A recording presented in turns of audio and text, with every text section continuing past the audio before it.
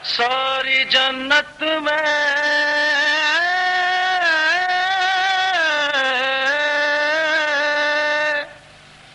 रसूले अज़ली लिखा है, सारी जन्नत में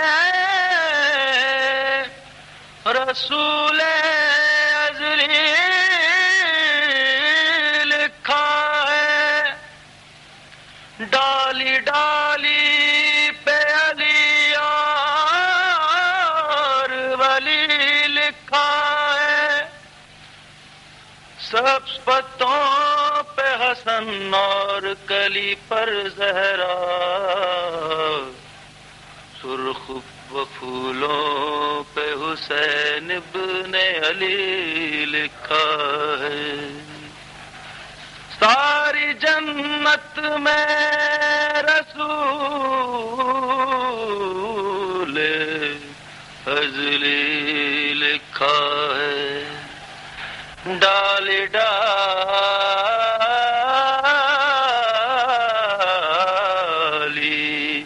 पे अली और वली लिखा है, सब पत्तों पे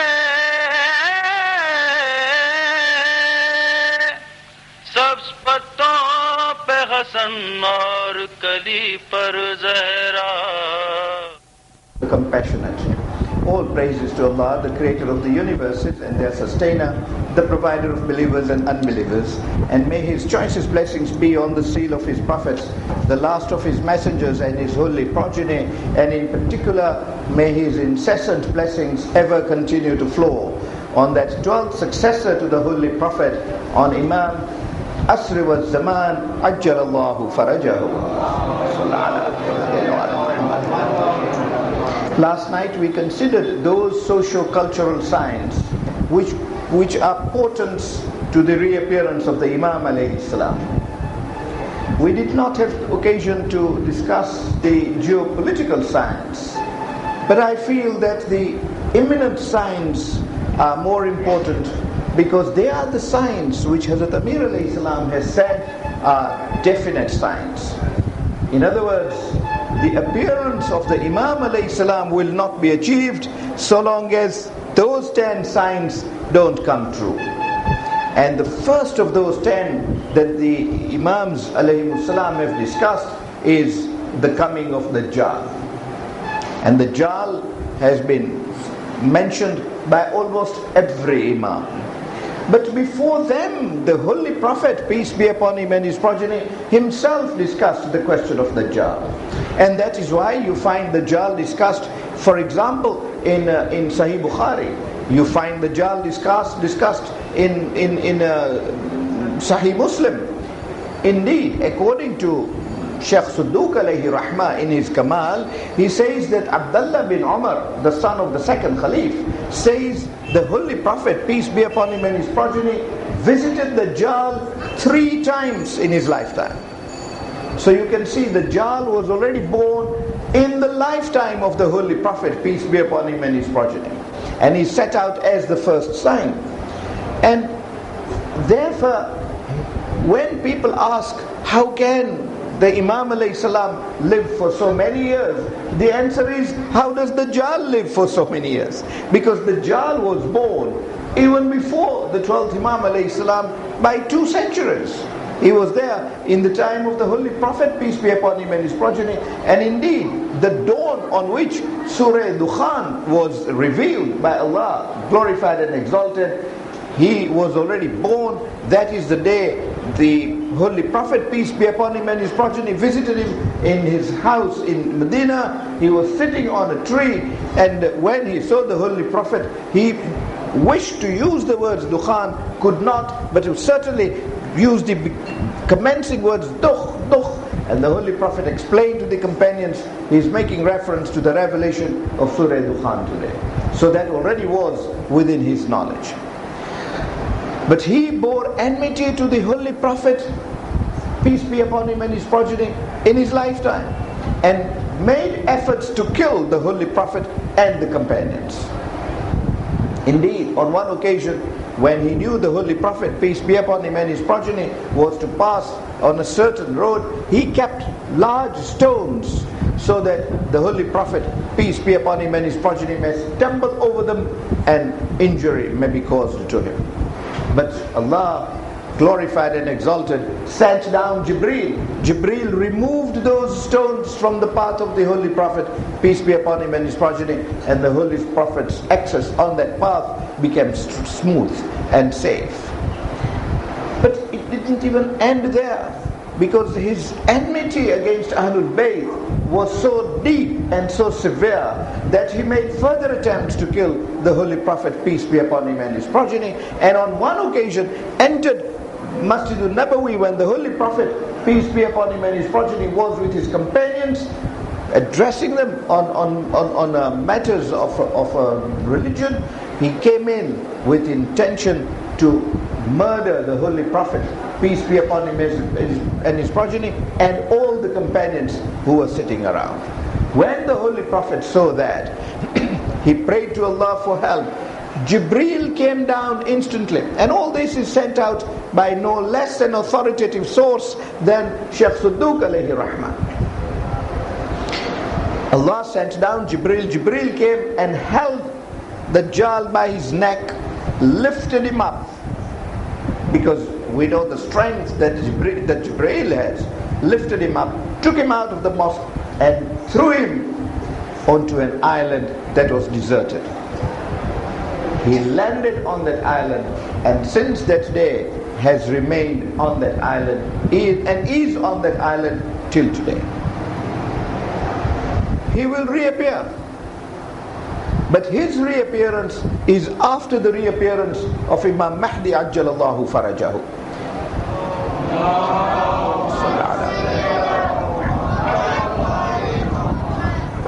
18 days, that's the figure given in the books. 18 days after the reappearance of the Imam alayhi salam, the Dajjal will reappear.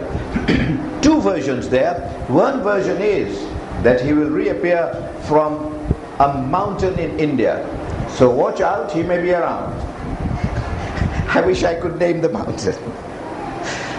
The other hadith is that he will come from a mountain in Palestine. Well, from wherever he comes, he will be a disaster, because his claim will be, I am your God, and whosoever will make allegiance to me, I will give him my heaven. Whosoever opposes me, I will send him to my hell. And it is said that he will be riding a donkey, a huge donkey, whose feet from the pelvic bones to the knee will be black in color, and from the knee downwards will be white in color. So that is how we can identify the authenticity of the donkey belonging to the Dajjal. And then he will have, as it were, two mountains. This is the sight that he will produce, that he has two mountains. The one to his right will have gardens, will have rivers flowing, will have fruits, trees laden heavily with fruits, and on the left he will have snakes, serpents, and all kinds of things that you would find in hell. And he would announce, if you want my heaven, make allegiance to me, accept that I am your God. So you can see, it is not even a question of shirk. It's going beyond it. It is complete dissociation from Allah, glorified and exalted, and accepting Him to be God. This is why, as far as the Dajjal is concerned, it is not only our belief regarding to it, and hence you find reference to it in Christian literature, and reference to it in Jewish literature. All religions accept the coming of the Dajjal, and indeed the Holy Prophet, peace be upon him, and his progeny said that even the earlier prophets before him, all of them warned their people that when the Dajjal comes, be careful, because his declared intention is to send everybody to hell. Completely against the Ahlul Bayt alayhimus salam, and therefore of the Holy Prophet, peace be upon him, and his progeny, and therefore the religion and the mission of the Holy Prophet, peace be upon him, and his progeny. So there we are. He will continue like that. But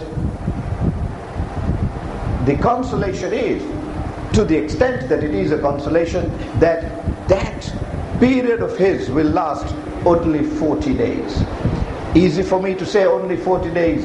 Those people who will live those 40 days will know how those 40 days go. But indeed, Imam Sadiq alayhi salam was asked about this, and he said the way, exactly the same ayah of that he taught earlier on, the way to save yourself from the Dajjal is, the moment you see him, that ayah, Ya Allahu Ya Rahmanu Ya Rahim Ya Muqallib al-Qulub Thabbit Qalbi ala Dinik, and blow onto him. And his features are very well described in our books. He will be one-eyed. His right eye will be just a flash of meat. His left eye will be in the center. It will be green in color, and he will look a ferocious person. So it will be easy to identify that one-eyed person and to keep away from him. But what Imam Sadiq alayhi salam said, and I connect this with what we were discussing last night, but time was such a squeeze last night that we were not able to do justice perhaps to any particular subject. But I hope we covered them generally. And perhaps it was more important to cover the social-cultural science than the geopolitical science, because the social-cultural science are the science that apply to us more today than even the geopolitical, although the geopolitical science also have already begun to come true. Easy example is the overthrow of the Shah. Easy example is how the Muslims are treated today, and what is their position in the world, and how those in authority seek to despise Muslims. All those are already predicted signs for the coming in of the last days, Akhirul Zaman. One of the signs we discussed last night is how songs will be popular in these days. Indeed, hadith from Imam Zainul Abidin alayhi salam is. And I say this in a way to prove my point that I'm making now, but in a way to illustrate that when I once said to you that every Imam has given us signs of the last days, here is one proof of what the fourth Imam alayhi salam said. It is he who told his people that in the last days people will have small instruments which they will carry in their pockets, and they will carry those instruments in their pockets only to listen to songs. And the majority of people who carry these instruments today carry them to listen to songs, not to listen to something else. Only a few of us perhaps to listen to du'as or to listen to the Holy Quran, but majority of human beings on earth carry them for that purpose. And Imam Zainul Abidin alayhi salam warned, and people could not understand what he was saying, because to them instruments of music were big things. You can't carry them in your pockets. But they heard what the Imam alayhi salam had to say, and some of them said what we lament today. They said that even if they could carry these instruments in their pocket, will they be so mad after songs that they cannot even leave their instruments at home to listen to them at home? They want to carry them in their pockets to be able to listen to them all the time. Pathetic situation. But that is how they saw us in those days. But there we are. Imam Sadiq alayhi salam, in referring to Alamat al-Zuhur, says that those who in their lifetime were very fond of songs and musical tunes and musical tones will be the people most vulnerable to make the bay'ah of Dajjal. Because he will have music with him, he will have musical tones, he will have musical instruments, and he will play such beautiful music that those who love music, particularly those who love songs, will be so attracted to him because of those tunes that they will find it extremely hard to disentangle themselves from him. They will get trapped. And this is an intoxication, as it were. Music is an intoxication, and they will become so intoxicated they will not be able to disentangle from the Dajjal, and ultimately they will make bay'ah. Hence, keeping away from music today is indeed keeping away from the Dajjal tomorrow. This is how the matter has been put by Imam alayhi salam to that level of importance. So he will continue in that way, and people will complain to the 12th Imam alayhi salam. He will then be in Medina. He will move out and he will chase the Dajjal. The Dajjal will get the wind of it, that the Mahdi ajjalallahu farajahu is chasing him, and so he will put himself on a run. He will run. Then again, there are two versions. One is he will run to Damascus, but the Imam alayhi salam will chase him to Damascus and kill him there. Another hadith is that he will run to Palestine, but the Imam alayhi salam will chase him to Palestine and kill him there. The annihilation, the destruction of the Dajjal will not occur until the 12th Imam alayhi salam himself takes charge of that battle and ultimately kills him with his own hands. So you can see he will need that highest form of attack from the Hujjah himself in order to be destroyed. But that has been said to be an inevitable sign that must occur. And it's been said, as I said, by the Holy Prophet himself and all our Imams. Then it becomes so easy for us to say that all those who claim to be the Mahdi till today must have been false, because the Dajjal has not come till today. No person of the kind of description that I have just put before you has come forward till today as a Dajjal as such. And the Dajjal, as you will have seen, is not merely a concept. Today there are those who say that, oh, the Dajjal, such and such a country, such and such a superpower is the Dajjal. Well, yes, in the sense that we can say that a person who is corrupt, a person who is a debaucherer, a person who is a drunkard, a person who can even kill ulama or descendants of the Holy Prophet without compunction is Yazid. Right, you can say he is Yazid because this is his behavior, because his behavior is consonant with the behavior of Yazid. That is easy to understand. It is easy to impute on him Yazidism, as it were. That being guilty of Yazidism, you call him. If that is the context in which the Dajjal is called, there are questions marked whether those qualifications are really met by anybody who claims that he is God and Allah does not exist. However, but even if it does, apart from that concept, apart from the fact that Yazidism exists, there was a person called Yazid, and he did live and did die.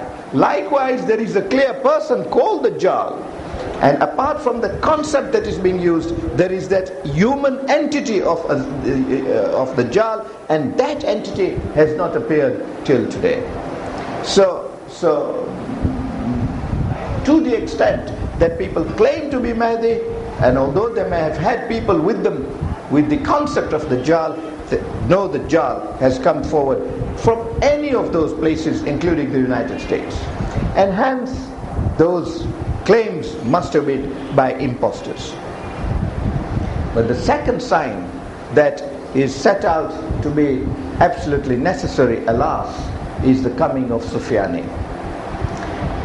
Again, from the progeny of Abu Sufyan. And we know what an enemy of Islam Abu Sufyan was. And this person also comes from that particular progeny. And it is said, and it's reported in most of our books. Indeed, it is also reported in some Sunnite work. For example, Hakim Haskani reports in Mustadrak, Qadduzi Hanafi reports in Yanabiul Mawadda, in exactly the same terms in which our books set out this hadith relating to Sufyani. And again, hadith relating to Sufyani comes from every Imam. I mentioned how the 6th Imam alayhi salam wept as he read about what Sufyani would do. And would he not, after our discussions this evening of what he is likely to do. But the prediction is that the coming of Sufyani will foretell exact coming of the 12th Imam alayhi salam. Because three things will happen in the same year. Sufyani will come in the same year in which Sayyid Hassani will come, and we will discuss him in a minute, and in exactly those 12 months the Imam alayhi salam will come.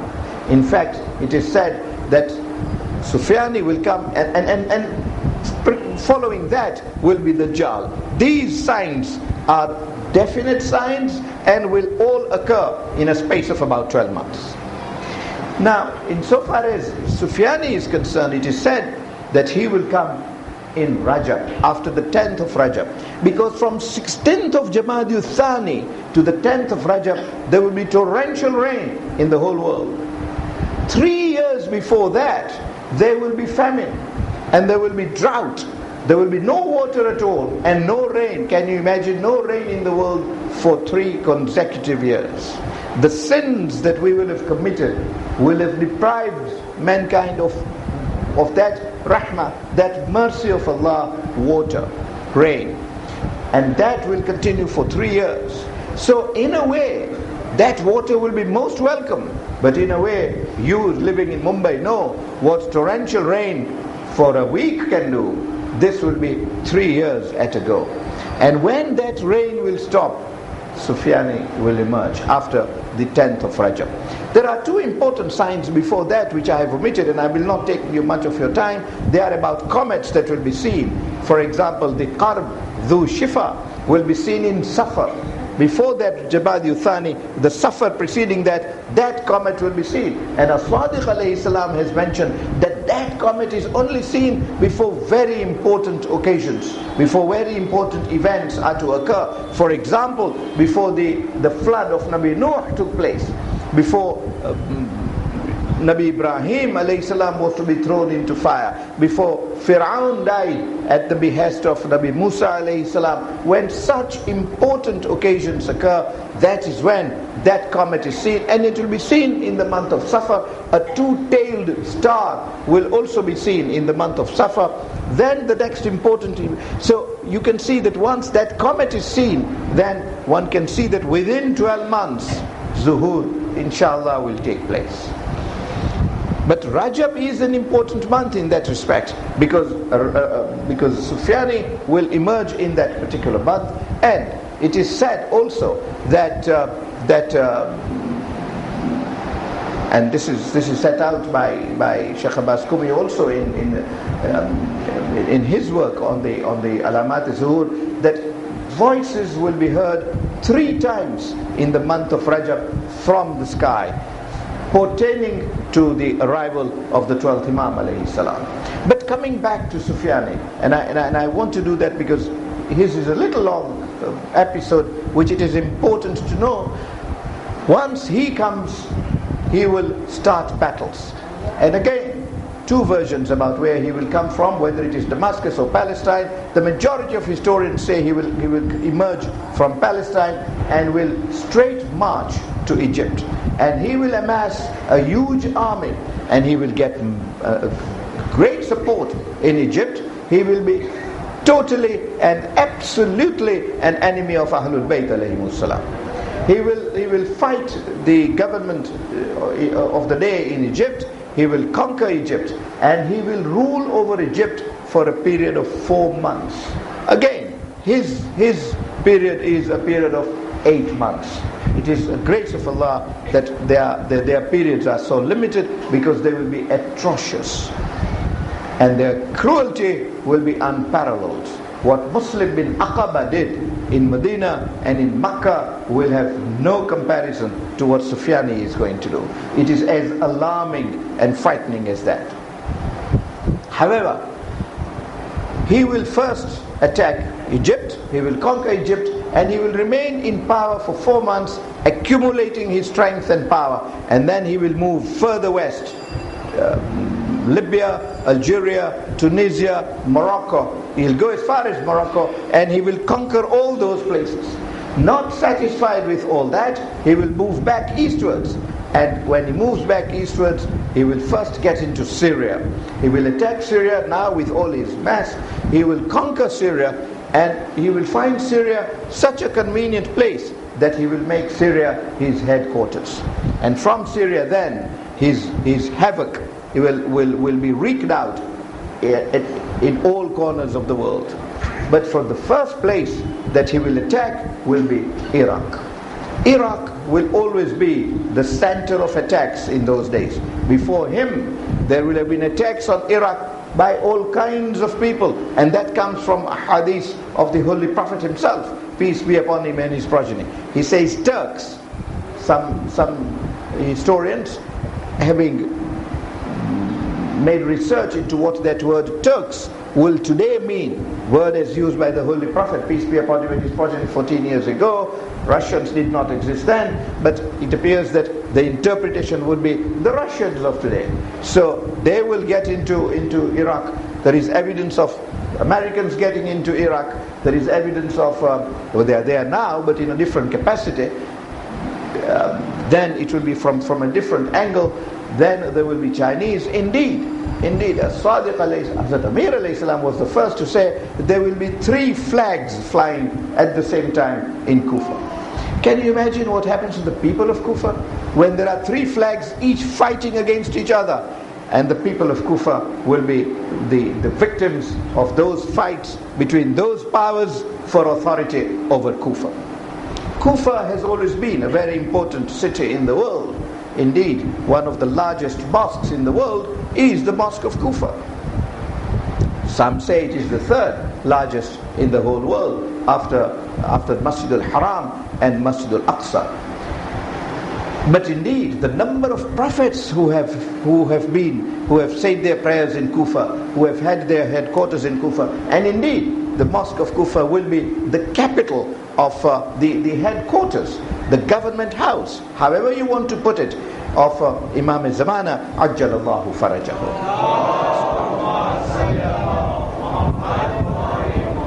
Well, Sufyani therefore will have an eye on Kufa, and he will also attack Iraq, get into Kufa, and those ahadith which we have, that the walls of the Mosque of Kufa, and those of you who have been to Kufa know about those walls that surround the Mosque of Kufa. And may Allah, and I pray for this repeatedly because of the circumstances in Iraq, may Allah make it possible for us all to go to Kufa for ziyarah as soon as possible.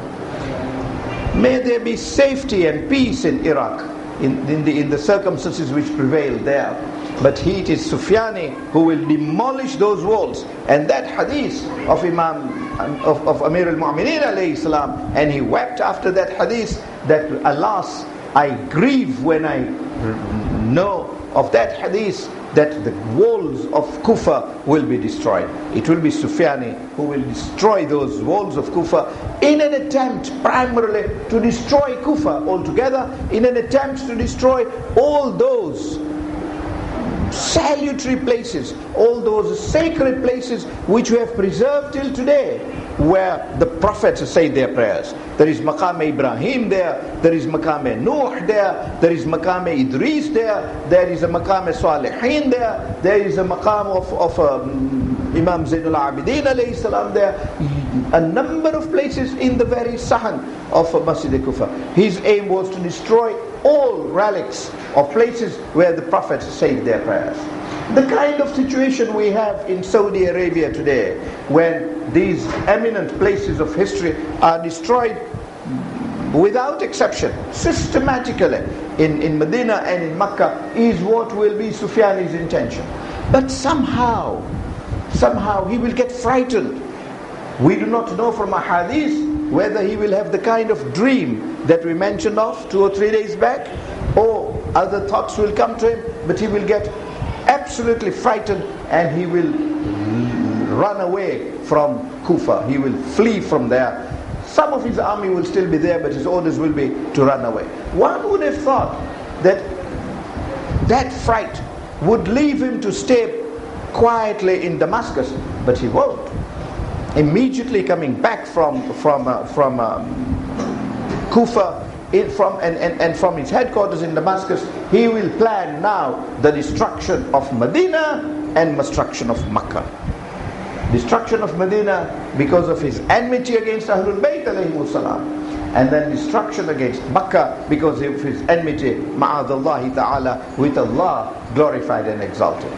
So he will attack Medina, and that is the time when the Madanites will feel that Muslim bin Aqaba was not as vicious and wicked as Sufyani. Hazrat Amir alayhi salam it is who has reported that Sufyani will be so much against Ahlul Bayt that anybody having the name Ali, Fatima, Hassan, Hussein, Zainab, Ruqayya, these are names expressly mentioned in hadith, will all be killed. All that will happen is somebody will have to report Mr. X is called Ali, he is taken there, said, are you Ali? And he was executed only for having that name. I'm sure a name like Murtaza cannot survive at all. So I am as much on that list if Allah makes me see that time. And may Allah protect us all from the havoc that Sufyani will cause. Well, Hazrat Amir alayhi salam again wept when he set out this hadith. He will say, he said that if anybody is a lover of Ahlul Bayt alayhimus salam, if for example he does not say his prayers with hands folded, he would immediately be reported. The rule will be the father must report a son, the son must report the father, a neighbor must report a neighbor. That rule of the Holy Prophet, peace be upon him, and his progeny. And I only wish the cartoonists knew what the Prophet was. They wouldn't talk like this. They wouldn't have cartoons like this. The problem is ignorance of the Holy Prophet, peace be upon him and his progeny. And for that, we perhaps have a portion of blame to take ourselves. I wish Sufyani would know that the teaching of the Holy Prophet is there should be love between neighbors. In fact, the Holy Prophet, peace be upon him and his progeny, so much taught about the importance of one neighbor being kind to the other, looking after neighbors, providing for all their needs. So much so, he says that if you have a helper in the home and your neighbor is sick, send your helper to the neighbor's home. Let the helpers help the neighbor. You do household work yourself, but that neighbor must be helped. Indeed, how can I put the case higher than saying that Hazrat Amir alayhi salam, when asked in his last will, makes this wasiyah to us all, saying, look after your neighbors and treat them well, because I know the Holy Prophet, actually the words were uttered to Imam Hassan and Imam Hussein alayhim salam, and he said, I've heard from your grandfather so much about the need to have good relationship with neighbors that I almost feared that he would say that neighbors will also be your heirs. That it is not only parents and sons and daughters who are your heirs, even your neighbors will be your heirs. That is the limit to which it went. And indeed, such was the teaching of the Holy Prophet, peace be upon him, regarding neighbors. And his injunction was, do not ever spy on your neighbors. Do not poke your nose in their affairs. Do not try to peep into their houses to see what they are doing so that you get information about them. Be kind to them, and no act of unkindness at any time, but certainly not spying. Sufyani will reverse that rule and say, you must spy on your neighbors. And if you bring information about your neighbors, you will be rewarded. It will be time of famine, as I just said. It will be a time, we haven't had the time to discuss this, it will be a time when a father will be prepared to give away his young and beautiful daughter only for the sake of one loaf of bread. Those will be the circumstances then. Severe times. And hence, Imam alayhi salam, as I said, would weep as they would read and inform the companions about the times to come. That will be what Sufyani will generate. And in those circumstances, when people will be so short of funds, he will say, we will reward you. A son then will go and report against a father. And all he will say is, I saw my father weep on Hussein alayhi salam. Hence it is important that you weep on Imam Hussein alayhi salam now, when we have the peace to do so. Let us accumulate that thawab. Let us assure him that we are truly his followers, and we care for what happened in Karbala, and we mourn over it. Because in those days then, if you are only seen doing that, and people will have to give excuses as to why they shed tears. But a son will report a father, a daughter will report a mother. Such will be the chaos that will be at the time. And in those circumstances, he will send this army to Medina, so that any semblance of Ahlul Bayt, any relic of Ahlul Bayt alayhimus salam is destroyed completely. and the orders will be to create havoc on the people of Medina. And even the women of Medina will not be spared. As I said, what Muslim bin Aqaba did, people might find was perhaps less vicious than what Sufyani will do. So much so that the grave, the house having the grave of the